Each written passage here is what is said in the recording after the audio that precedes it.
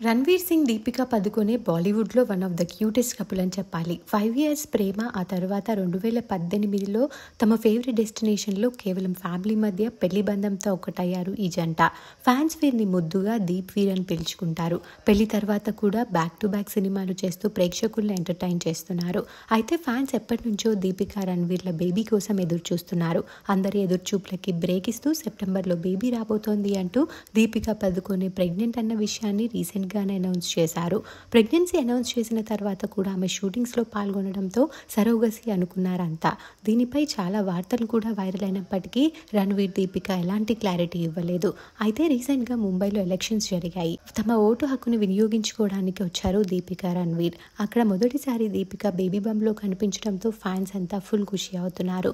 ఆ ఫొటోస్ ఇప్పుడు నెట్టింట్లో వైరల్ అవుతున్నాయి. ఆ ఫొటోస్ చూసిన వారు "నువ్వు బెస్ట్ మదర్ అవుతావు దీపిక, బేబీని చూడడానికి మేమంతా ఈగర్గా వెయిట్ చేస్తున్నాము" అంటూ కామెంట్స్ పెడుతున్నారు.